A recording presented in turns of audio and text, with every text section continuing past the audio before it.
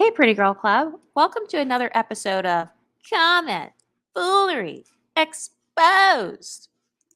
In this episode, we will be talking about women celebrating when the exoticals get their black wake up call. First of all, what does it mean to be treated like a black person? Are you admitting that you think black people are treated like shit?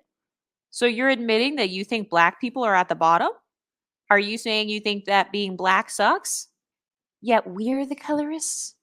But this girl says, Jordan Chiles did an interview where she stated about not being black enough only for her to be the only person of color affected by getting her medal stripped at this year's Olympics in gymnastics. Paris Milan did a video about how Jordan Chiles looked black, and countless exotical channels went after Paris Milan. Now, fast forward to Jordan Chiles getting her bronze medal stripped. Where are all of the exotical channels that were bashing black women for saying Jordan Chiles looks black? Instead of some exoticals coming for black women they think are jealous of them, who is going to help them when racism comes for them? Unambiguous black women and other people can argue that what Jordan Chiles is experiencing is not racism, since Simone Biles is not affected or Rebecca Andrade. Yet, if unambiguous black women didn't put the cape on for Jordan Chiles' medal being stripped, they would just call her jealous. There's a constant theme of exoticals claiming unambiguous black women are jealous of them. Some of them constantly put their problems onto unambiguous black women as if they themselves hate being mixed with black. These exotical channels should be the main ones fighting for Jordan Chiles right now, yet they're going to rely on unambiguous black women doing their labor and outcry, though they had no problem coming for a black woman like Paris Milan.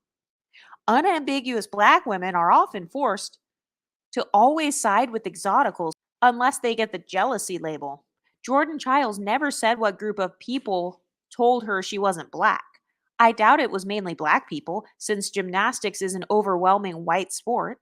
Yet exoticals had to come up with the big bad black woman who said they weren't black and attacked Paris Milan for stating that Jordan Chiles looks black. These exotical channels can come for unambiguous women, using these women's trauma stories against them, saying these women need to do better, that those unambiguous black women shouldn't need any help for representation, yet they're crying over Jordan Chiles' medal being stripped and looking to unambiguous women for help. Why is an exotical's trauma story or experience with racism more important than an unambiguous black woman experiencing racism and trauma? Some of those exotical channels literally gloat and take delight in unambiguous black women's trauma stories until they come to the realization that the black trauma experienced from racism extends to them too. Imagine being so desperate to humble exoticals that you write a comment that is 1, 2, 3, 4, 5, 6 paragraphs long just so you can make the point that Jordan Chiles was somehow humbled by getting her medal stripped. And also, notice how she says that she thinks that we need unambiguous black women to cape for us. Last time I checked, the reason that we talked about Paris Milan is because they were not protecting Jordan Chiles. They were actually going against Jordan Chiles. And I also think it's hilarious how this girl says that we force black women to side with us. Like we force unambiguous black women to side with us. So if you don't agree with me, you must be racist. This girl says 95% of exotical self esteem comes from the fact that they're not fully black. Oh, yeah. So ignore the fact that we have thousands of black exoticals on here. Have you ever noticed that they conveniently ignore that? They conveniently ignore the dark skin exoticals in this community. They conveniently ignore the black exoticals. They only want to come for mixed race women because they know they can't say shit to the monoracial black women in this community, because the black women in this community will call their asses out and the dark skin exoticals will call their asses out. She says, just always know that as it explains their cattiness, superiority complex, and mean girl behavior towards unambiguous black women in literally any and all areas of life. But the question is, if exoticals are such bad people and if our channels are so racist, like why would you watch them? I know that I wouldn't watch a channel if I thought that the women were racist. Because you do know that I'm like getting paid off of this, right? This girl says, I always support and defend my image and likeness above all else. Wish more of us were the same, but I will say many of us are waking up and dropping the capes for the exoticals. Baby steps. When was there ever a cape that unambiguous black women have had for exoticals specifically? Because last time I checked, we can't have our own safe spaces without it being called colorist. We're not allowed to even disagree with unambiguous women on YouTube because that makes us hating our own blackness. So, what is this proverbial cape that you're talking about? And then she says that we force unambiguous black women to cape for exoticals and we use them as our labor. And it's like, well, if black women are so good at caping and laboring, where's that labor and that cape for themselves? Where's all their corrective promotion then? Since you guys are such experts and so good at caping and good at getting stuff done and standing up for people and making a change, well, then where's your social climbing? This girl says this, and now Ayesha Curry, an exotical woman, is experiencing racism by the Paris police. Now everyone wants unambiguous black people's help. So, if I were to make fun of a black woman having something bad happen with the police, my whole channel would probably be gone. But notice how if she is a light-skinned, green-eyed devil like Ayesha Curry, then it's okay to make fun of her having a bad experience with the police. And have you ever noticed they love telling us that like the cops will shoot us or, the police officers, they'll treat you the same way as an unambiguous black woman. Okay, so then where's the privilege? Wouldn't that mean that we don't have any privilege? So then why are you mad? Why are you mad that we have YouTube channels then? Why are you talking about colorism, texturism, featureism, or racism if it's the same all the way across the board? She says if unambiguous black people didn't put the cape on for exoticals, they really wouldn't be where they are because racism wouldn't allow it. So this girl keeps on bringing up that black women are putting on a cape for us. Meanwhile, historically, if you look at the main people who have helped the black community, oftentimes they are light skinned black men and women.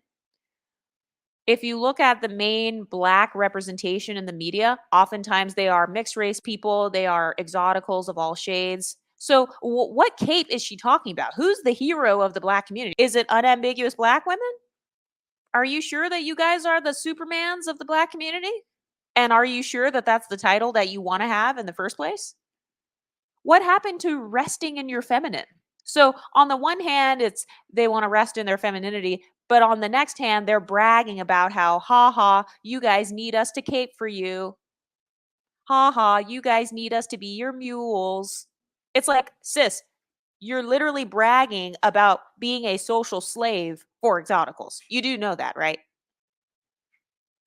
Imagine putting exoticals on such a high pedestal that you brag about the fact that, hey, you wouldn't be where you are if it weren't for me. This reminds me of Chrissy's video when she was trying to humble Beyonce by talking about sacred. She was like, Beyonce wouldn't even have that hair care line if it weren't for black women supporting her. She needs us.